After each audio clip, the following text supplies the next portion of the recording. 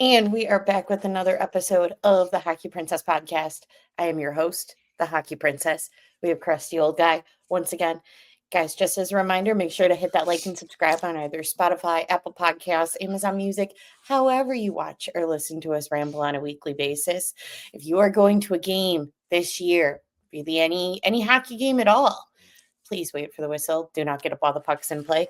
The beer will be there, the food will be there, the bathrooms will be there. And if you are going to a Hawks game this season, one of the many in December or at a point, highly recommend Su Taqueria El Rey del Taco over on Ogden. The food's great, the people are great, and it's only a couple of blocks away from the United Center. Or if you're not even going to a hockey game, if you're going to a Bulls game or a concert or whatever, just go get some tacos because they're delicious. Yep, they're really good. I won't be getting any tonight, and that's very upsetting. I won't either. What? I'm polar, Krusty. Yeah, I get that. And plus, it's an early start tonight. It is a very early start. This will come out after the Rangers game, but we're recording this prior to the Rangers game. Krusty, let's get into it. We have one thing. It is not really the NHL world, but it came from a different team, and I'm really just too excited to talk about it, so we have to talk about it first. Last week, I think it came out right after our episode, so we didn't talk about it last week. But, there's some brothers that have a podcast. I don't know who decided to give them a microphone. I'd rather listen to the Hughes brothers if we're putting brothers on a podcast. But there's some brothers that have a podcast and decided to air their feelings on what women they have feelings. Oh, apparently. that's the cutest. I'm glad they're getting in with their inner self. Oh, that's beautiful. Go on. Anyway, so they were sharing their feelings, essentially telling girl fans what to do and what not to do. And the main one being that it's weird that girls call hockey players by their nickname. First of all, as we say this usually on a weekly basis, this podcast does not like being told what to do. So with that being said, here are all the Chicago Blackhawk nicknames that we use on this show. First up, we have your Oliver Moore, as we refer to as the Rebel Yell because of the Billy Idol song. You've got NASCAR, which is Frank Nazar. Bash and Pop for our head coach, Jeff Blasio. Beacon of Hope for Connor Bedard. The Creature or Creech, maybe I'll get extra brownie points because I have multiple nicknames for him, is your Louis Crevier. Artie the Party, Artie the Sparty, Artie, we got a lot for him, is your Artyom Levshinov. The Mickey Mouse is your Ilya Mikheyev. The Barracuda, shout out to our Washington Capitals insider, that actually came from Caps people that we just decided to bring back, is your Andrei Burakovsky. And you've got the Pickle for Alex Vlasic. I'm sure there's uncomfortable times. I do remember making Krajula sign my puck saying the Drake. And he got a little confused and didn't know what the heck I wanted from him. He finally figured it out at the end. Yeah, I understand that us fans can be a little wacky, but also, for the most part, from the fans, this is a big deal to them. It's not to a player. Me and you have discussed this from conventions and everything. They see 500-600 people. Yeah. And they have down times just like anybody else. I had a couple other thoughts in my head, but they've already slipped away out over here. Maybe they'll come back at some point in time. But it just seems a little weird that you want to dictate how certain fans need to talk. And, whatever. Besides that, whatever. But I'll be continuing to use nicknames. we've been using nicknames since before both of those brothers got into the NHL league. We've been using nicknames since their dad was playing in the NHL, and we're not stopping anytime soon. And what? So Big Walt? We're not allowed. No women should be using that. So that's what they're saying. So nobody should be coming up to Pops and going, "Hey, Big Walt." No woman. Come on, I think Big Walt is pretty happy with any woman who comes up and says, "Hey, Big Walt." Am I correct? I think so. I usually am. But yeah, so I just wanted to bring that up because that ruffled a lot of feathers with fans across me included, just because, even before we started the podcast, Christy and I have always been big nickname people. We get a big enjoyment in coming up with creative names that are past the like adding an I or a Y at the end of their last name. And I really don't like being told what to do. So we're going to continue with it. I do acknowledge that there are some fans that take things too far. We haven't talked about it that much, Christy. It's a little out of your wheelhouse, but I do. There is that does go on. I'm not referring to that. That gets a little weird. But over here of just being told that female fans, you have to do it this way. Everybody else can be over here and basically say whatever they want, do whatever they want. I think that's bogus. I also would like to shout out our friends at the Indie Fuel for creating an entire list and posting with their entire roster and the nicknames for everyone on their roster. It was fantastic. Well, I also have been wanting for you to post the nicknames because, unfortunately, full disclosure, I give out the nicknames because I can't pronounce their names for the most part, or at least a good portion of them. I'm not doing enough of my homework, so it's easier just to call Ilya Mikhailov Mickey Mouse. It's just easier for me. I understand that some of our nicknames aren't the mainstream nicknames. That's why I was happy that you posted them so everybody knows what's going on. And you're no different than anybody else that, for the most part, nobody likes being told what to do. Yeah. Most of my younger days, when I was the Kachuk brothers' age, if somebody told me I shouldn't be, what do you think happened? Mm-hmm. And I guarantee, well, I can't guarantee, let's go 99.9% sure, the Kachuk brothers are no different when they're told they can't do something. Right. So maybe it was all part of just stirring stuff up. Maybe. I don't know. Gave us something to talk about. It was That's for definitely sure. something to talk about. That was really all I had in the NHL world this week, to be honest. Christy, did you have any? I had a lot of stuff. There was like a dog walk a couple days ago, and it was all filling my head. And I think I need a recorder or something, because then it goes away. The one thing I did want to bring up, I don't even believe you mentioned it in the Monday previews, but it is NHL worthy. 88 is 3 goals away from 500. He's going to do it Saturday, guys. He's going to do it Saturday at the United Center, where he was always meant to break records and achieve milestones. So I did want to bring that up. It's a biggie. I was talking to my woman about it, and she goes, "Is that a big number?" And I'm like, started thinking, I'm like, yeah. I go, Ovechkin's what, at 900? So that's 400 more, but that's what Ovechkin did. He was a goal scorer. Patrick Kane is a lot more than a goal scorer. Most players are. I mean, the Great Eight just kind of stayed in the office and scored a lot. So it's a big milestone for him.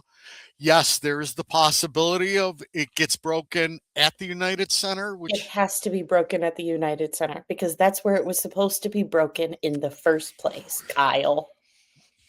would be great for the fan base. I will come out on record as saying I am tired of cheering for 88 in a Dead Wings uniform. But if he presses the issue again, what am I to do? You know, if you don't want us cheering for him, I suggest you don't let him score Saturday, okay? Let's just do that. And the only other NHL, go ahead. Let him score. Let him score everything.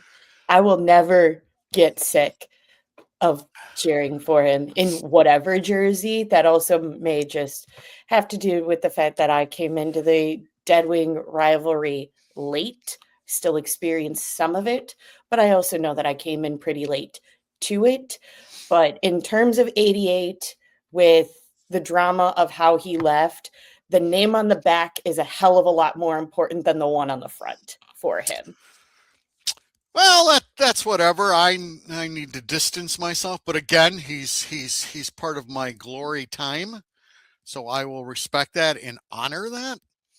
I mean, if we're still going to talk about this a little bit, if I'm the Chicago Blackhawks, um, I should already have a pretty sick feeling in my stomach and an anger in my soul because the loudest cheers I've ever heard in that building were when Patrick Kane scored a goal.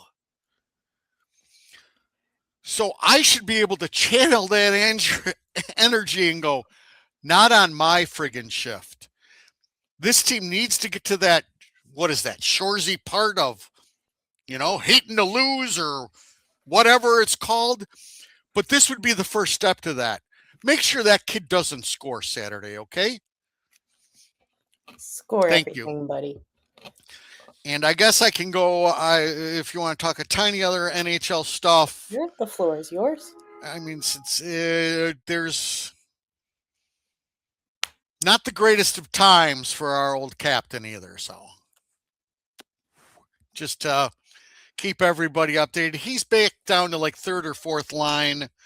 He's getting probably 10 minutes a game. So, but to my understanding, Winnipeg as a whole is struggling. Correct. But it's difficult. I was going to go down the rabbit hole with the Jets fan base and then decided not to. Again, it's a long season. It's a lot for him to get used to, but I just wanted to throw that out real quick. I don't know why I just decided to throw out and bash Jonathan Toews, but all right, I'll just shut up. There we go. It's this new thing. It's the new headset. I feel like I should be calling plays in football and then taking, the football playlist and covering my mouth with it so nobody can tell exactly what I'm saying. Ew, we don't talk about football on the show. Well, I just did. What? Oh, another thing I can't do. Okay, I gotcha. Yeah, I can tell you what to do on the show. Yeah, there's a lot of people that can tell me what to do. Oh my God. All right, jumping to our prospect report. Guys, we've got, starting off with Roman Kansaroff in the KHL, we have 39 points in 34 games. Krusty's favorite person to talk about. You've got 1 goal from Anton Frundell with the Drew Garden. Mason West has reported to Fargo. He's done playing football. He has reported to the Fargo Force in the USHL, but has not started playing yet. They had 2 games this past weekend and he didn't play. I would imagine maybe next weekend he starts to get some ice time. And as a reminder, with Mason, he will finish out this season with Fargo Force in the USHL and then go to the machine that is Michigan State next year. You've got 1 goal from Vaclavna Strassel out of UMass, 1 assist for Sasha out of Boston University. And I'd like to get on my high horse because I saw some Sasha hating on the internet this week. Guys, we don't know what it is, and it's none of my business to know, but the kid's definitely hurt this year. He's been, not playing for more than just a couple of games this year. And Boston University is, they were number one ranked prior to the start of the season, and now they're not even really ranked. So it's not just Sasha, the whole team up in Boston is not doing so hot.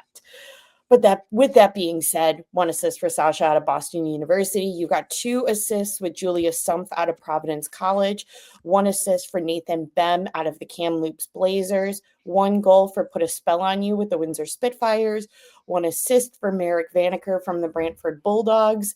And with Adam Guyon, guys, I went to Lawson. I was a part of the Lawson Lunatics for the day. But we got 1 win and 1 loss, splitting UMD versus Western Michigan, putting Adam Guyon's save percentage at .925. It was really cool to watch him. I haven't seen him in a hot minute since his final year with the Gamblers in the USHL. I dragged Krusty out to go see him. That was the season after he was drafted. So it was very cool to see his development. As we say all the time, goaltenders are weird and they take a while to develop, but you can definitely tell past the stat sheet, because yes, obviously you read the stat sheet and you're like, he's improving from freshman year to sophomore year, but you can also really see it in his game too. There's definitely flashes and elements where it makes you go, oh shit.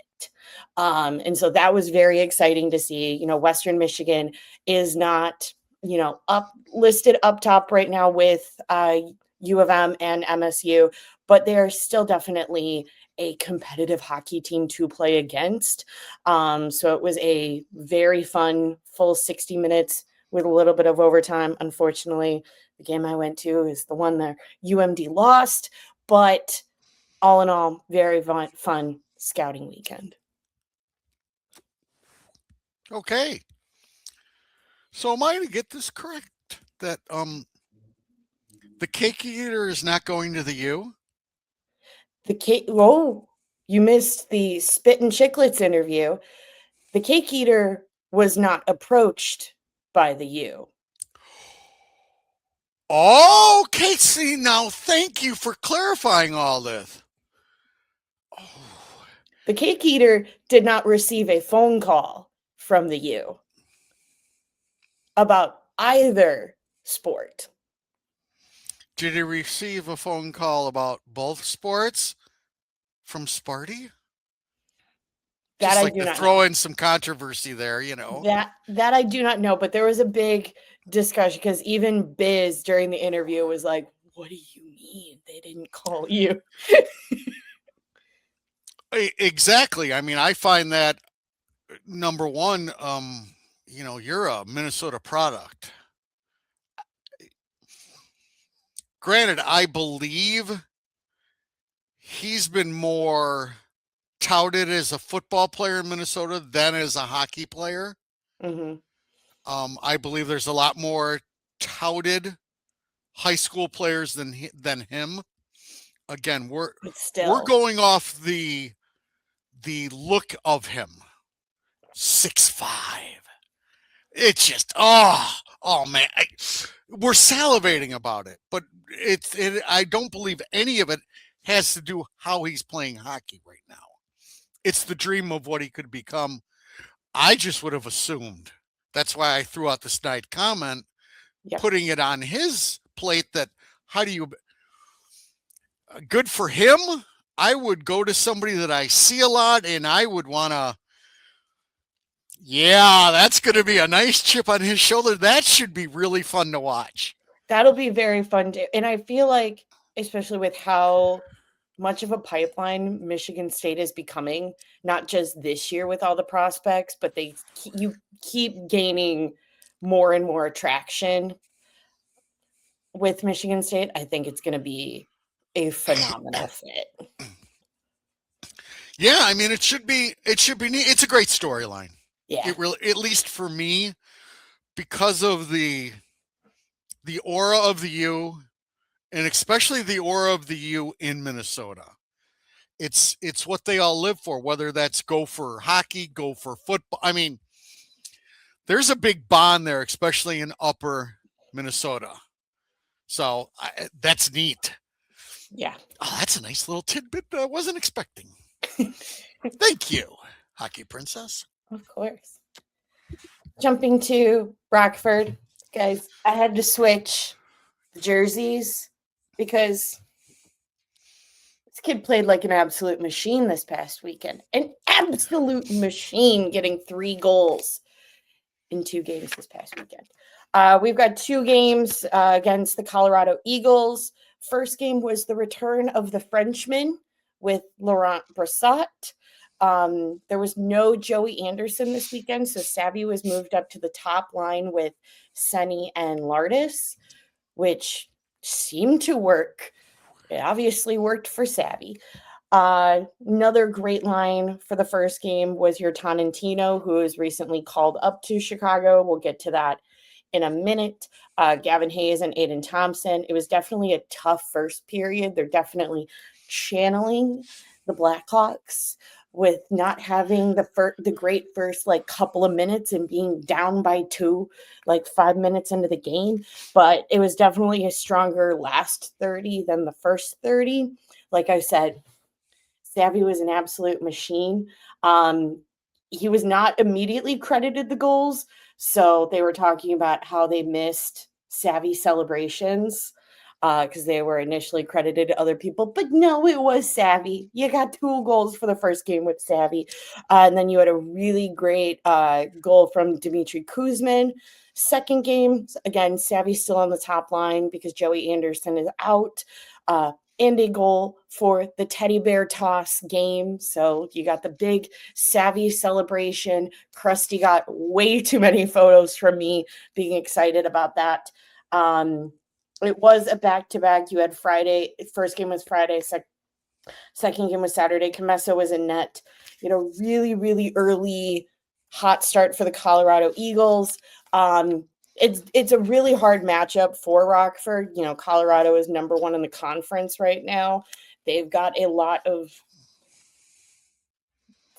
kind of that in between guys that don't play a ton of minutes if they're up in the NHL, but they can definitely dominate down in the AHL. And you also have I think it's baby Makar, older or baby Makar also with the Eagles. So it was a tough weekend for them, but you have 3 Savvy goals. So that's really what matters to me. Okay. Christy, you got anything? I know you don't, but I like to ask. Yeah, no, I had the thought process of I should go to the Rockford game because I love a teddy bear toss. I mean, I'm not going to lie. It's one of the coolest traditions Yes. in AHL hockey, in lower level hockey, is the teddy bear toss. But no, I don't have anything. Except shame that I'm not watching enough of it. Yeah, but I am. I get to watch 3 goals from Savvy. So it was great. Since you're watching a lot, does Korchinski deserve to be called up? Okay, you've answered that. We'll move on. And that's not a dig against him. This is a very hot take because I love the kiddos down in Rockford. I don't know if I point the finger at anybody being deserving to be called up. It was a very rough November. You're still having a very rough December. There's a lot of just struggles down in Rockford. And so I'm not going to point the finger at Korchinski and say he doesn't deserve it. There is not a defenseman that deserves to be called up right now. That's what I was going to get at next anyway. So you've answered both of my questions. That's been the other talk. Renzel goes down. Maybe somebody else. Nolan Allen looked pretty good in the preseason games. Should he and my thought was, from listening to you a little bit, was that nobody was deserving. So I just wanted to get confirmation on that. I will. I mean, but what I'm, when I say deserving, what I mean is they make the big clubs say, "Hey, we really need to think about this." Yes. And I will say, with seeing Nolan Allen in Rockford versus Chicago. He does not, when he gets called up to Chicago, he is not asked to be in the same role as he is down in Rockford. And so that I don't, because there's definitely times where I think he plays a little bit better up at the big club, because down in Rockford, he is the big body, fight all the time. He's expected to be, the tough guy out of the like younger, not just AHL veterans. So maybe, but also with just how much they've struggled as a whole, I'm like, I don't know. Okay. Jumping to the big club, we have some ups and we have some downs. We've got Sam Renzel and Landon Slager being sent down to Rockford. This will be Landon's multiple time. I lost count. Sam's first. You've got Dominic Tonantino, who was not who I was expecting to get called up. The masses are cheering for a Nick Lourdes. I am not, and that's nothing against Nick Lourdes, but I don't think that is the answer. I, of course, I'm on the Delulu train, always hoping for a Savvy call up, but thinking about it, Tonantino has been one of the most consistent guys down in Rockford. So it's really nice to see him being acknowledged for the hard work that he's put in for the beginning of the season.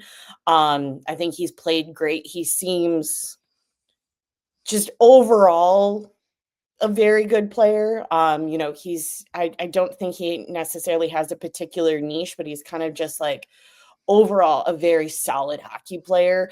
Brings a little bit more veteran, I hate to say veteran presence because I feel like we've said veteran presence far too many times throughout the years with this team, but I do think that benefits them bringing a guy up like Tonantino versus prematurely bringing up one of the younger kids, especially with how the team fared during the road trip. Agreed. I'm also trying to look up, and I found it. My thoughts on that were, number one, odds are good he doesn't play. So if you're in development, what's the sense of bringing Savvy up just to go, hang out in the press box? Right. And as you stated, he's played pretty well. And again, his minor league salary is $450. Okay. His major league salary up with the big club is $850. So this also gets some extra shekels in his pocket, which, we've talked on this show before. It's a nice thing to do to your veterans. I mean, granted, 400 grand is a nice way to make a living, but it's hard work in the AHL and it's a lot of travel and it's just, yeah. So this gives you a little extra more. And again, you're not harming him too much if he just watches. I would assume Lafferty draws in and he still draws out for a little bit. Maybe he gets something in one of the back-to-backs. So that was just my take on it. I mean, we can discuss Sam if you want, but. What do you mean? Which we have a lot of Sams. Well, Renzel. I think that also goes into the road trip because I don't want to directly point a finger at Sam and saying Sam isn't doing well. Guys, no one is doing well. No one is scoring. And everyone is struggling. I think, Ben Pope made an interesting point where, you kind of figure healthy scratching Sam, you wanted the same effect that it had on Artie when Artie was scratched for the home opener, but you really haven't gotten that. So I get it. I was kind of figuring at some point this was going to happen. Not that I was, immediately calling it from the jump, because I do like Sam. I think Sam has just got a lot of development to work on, and they're going through a big struggle stretch at the moment. Agreed. Yeah, he struggles in his own end. There's no way around that. He does. That may never go away. We'll see. I think it gave them a little bit of that accountability thing where they're talking about, and he can be setting down. I don't know how they actually work that as far as power play time or whatever. And the showcasing of core that, me and my conspiracy people are all over. Well, I'm just the only one, but Right. um, at the end of the day, he probably didn't deserve to be up. Um, this will also mean that the big club, from what we're hearing, will go back to 12-6, which is also a little frightening for me because, I mean, we'll find wood, knock on wood. Murph's played just about every game. I worry about adding minutes to Murph's game. That was one of the other beautiful things about this 11-7 is I could manage his minutes better. He's so breaky that it worries me. And I believe from a leadership standpoint, it would be a huge void. I know everybody it's all about the kids and how the kids are going to grow. But he's very vocal on the ice and he's very stick up for the team on the ice. I need him in the lineup. So, and Grizz again is somebody, how many minutes can Grizz play? But we'll see. Maybe somebody figures it out or maybe they decide to bring somebody else up, but they needed to shake up something, right? Yeah, you can't You have that had to, road trip and expect to be able to. I'm pretty sure that's the definition of insanity, is if you come back from that road trip and you still can continue with everything and pretend like it never happened. correct. I mean, I don't believe there's enough being done, but that's just me. At least you're not coming back going, no, just keep on trotting out the same thing. Um, you know, I'd I'd like to see some changes. I think Colton Dock can play on the third line. I'd like him up on the third line. I'd like Tavo with Bert and NASCAR and throw more down to the fourth line. I know I'll get a lot of grief for that, but that's what I want. I'd like Colton Dock to get some elevated minutes. I think he might be able to be effective in a shutdown role. And this team right now needs to get NASCAR going. And I Yeah, believe what Tavo is happening? it's Frank, why? we've talked about Frank before, and we've mentioned the master class that was his signing. At the end of the day, I've always mentioned on this show what upsets me about the comments like that is the lack of respect for the rest of the league. This is a really hard league to be a second line center in. It's really frigging hard. And some of that is what Frank's getting used to. After those first 15 games, everybody starts to buckle down and everybody starts to play a little bit more aggressive and everything. And, that's one of his calling cards. So I'm not worried that he's not a player.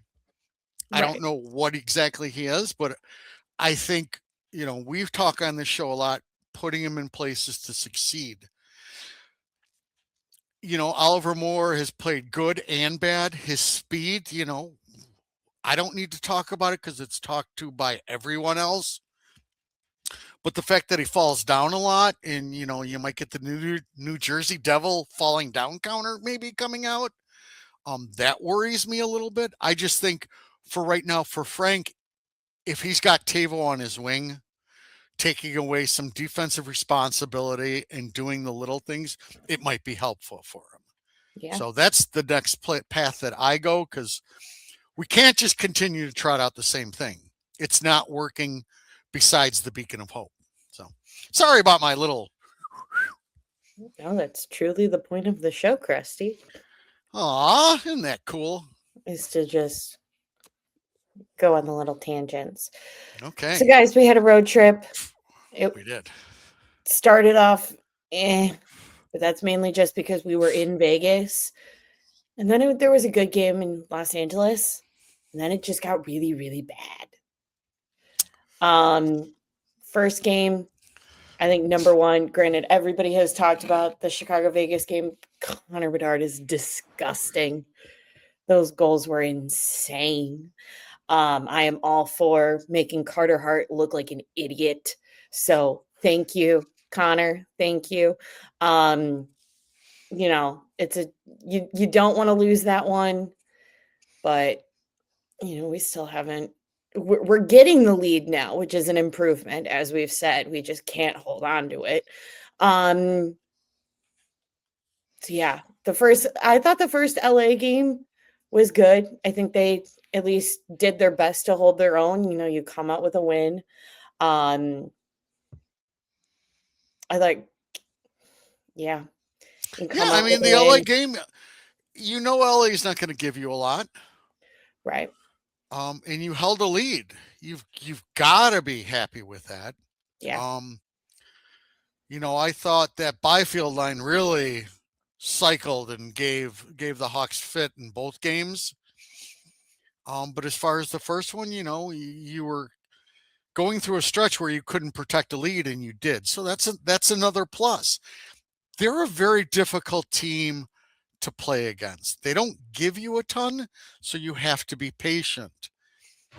That's not a strong suit of the Hawks. I We feel like like to yeah, run and gun and take chances. I feel like, and correct me if I'm wrong, but LA I mean, granted, Seattle's not doing too hot in the moment, but I feel like the Kings and the Kraken kind of operate on a similar wavelength of we don't need to come out and dominate in the first 20.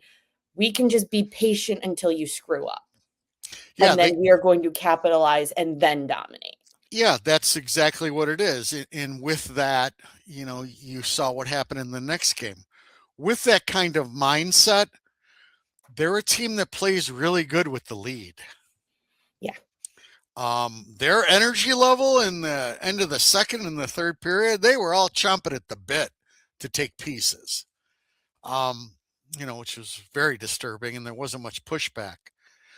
But yeah, they're a difficult team for this group. Yeah. Because you have to understand it's not always about talent, it's not always about speed. There's a whole bunch of other stuff that goes into this. Making sure you have short shifts, waiting for the other team to make a mistake, and then capitalizing on it. And that's kind of what happened. And then it happened a little bit in the first, and then it just went crazy. And they were hungry. Again, the other thing with the Hawks is nobody wants to give them that, okay, you're an up and coming team.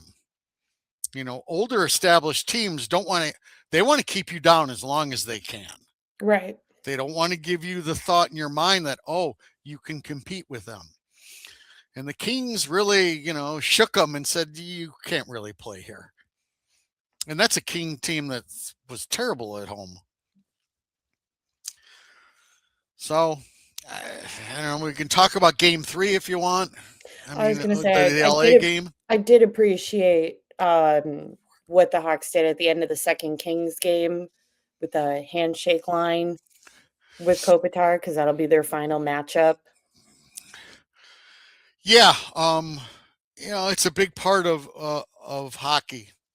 The mutual respect and the constant respect that needs to be shown for the people who've paved the way. Yeah.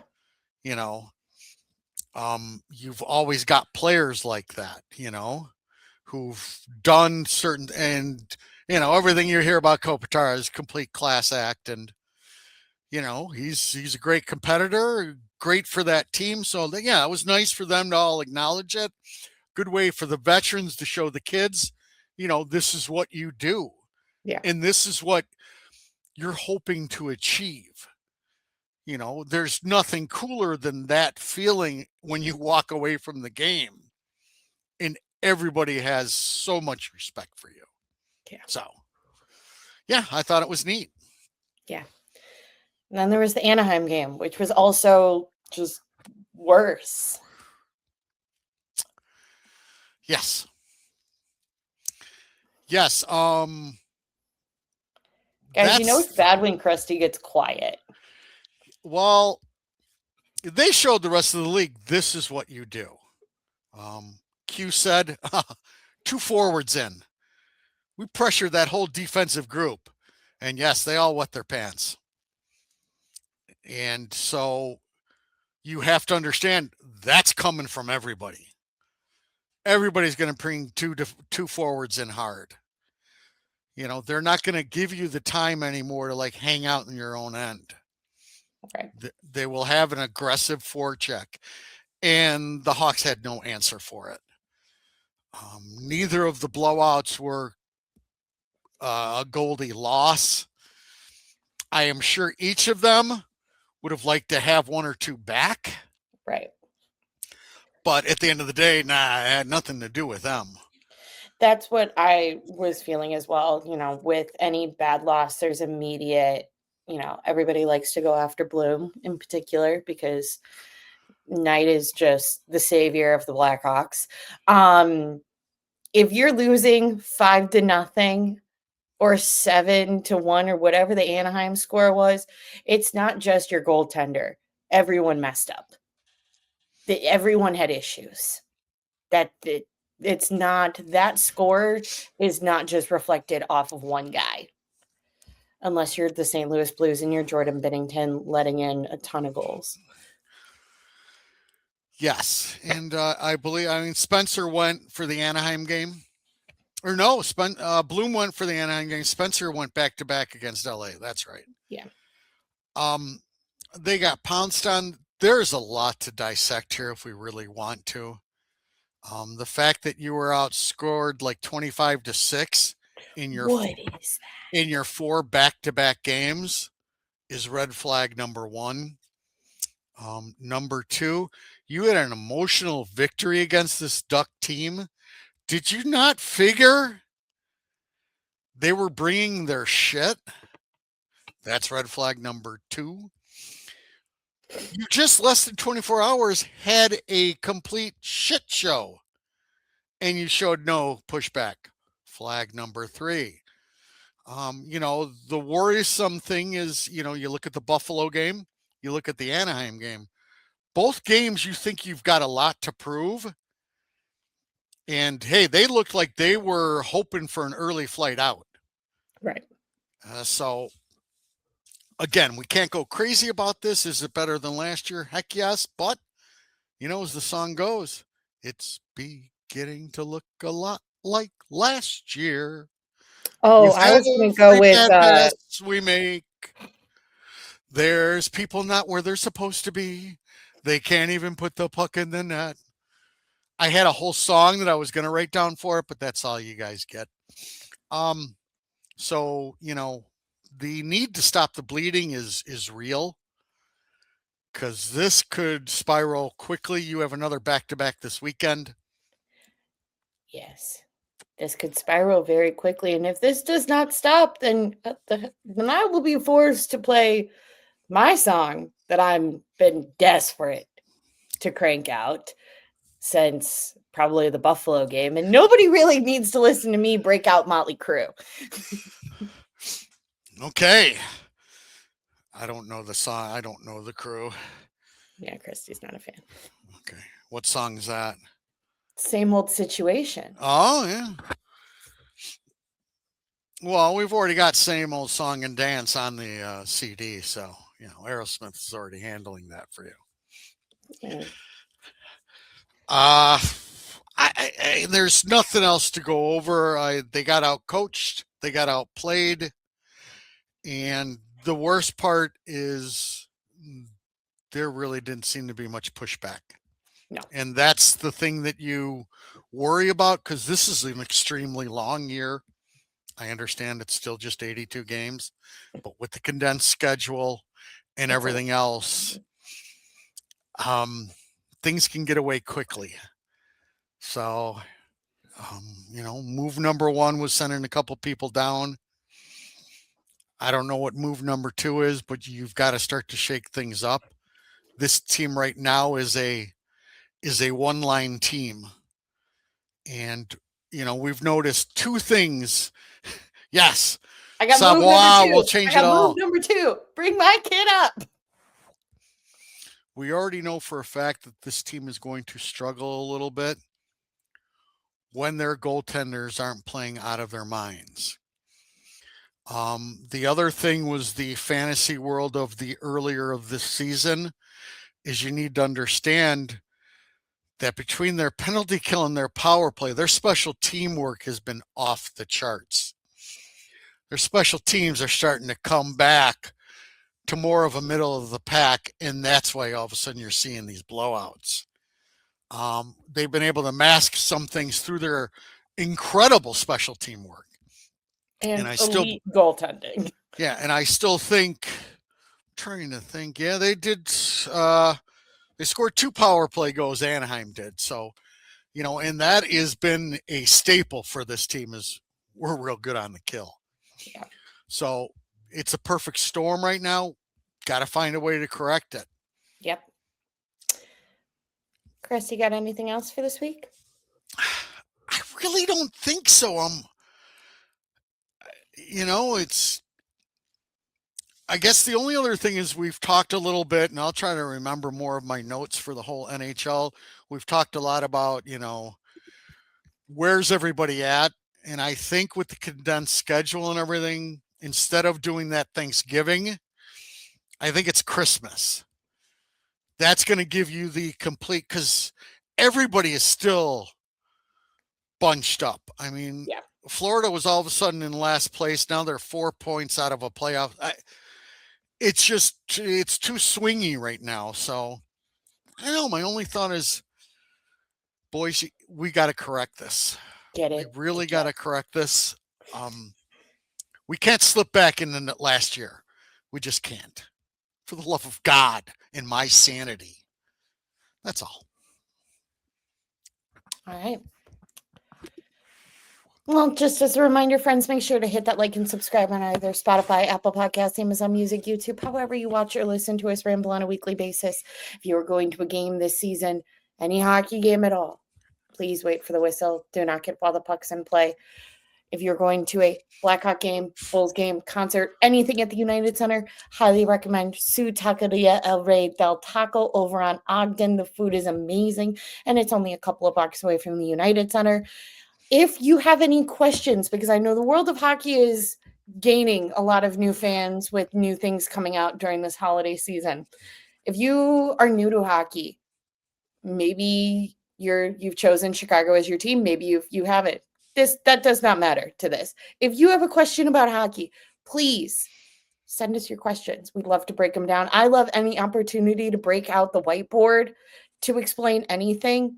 So please shoot us a message pick a social media platform. We're probably on it, and we would love to answer your hockey questions. I would like to know if everybody's okay with this headgear.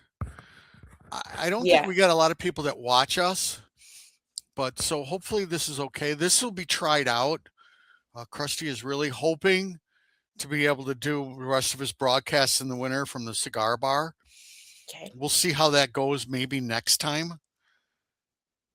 All right, that's my last speed bump. Let's be done. All right, that is all, and we will talk to you guys next week.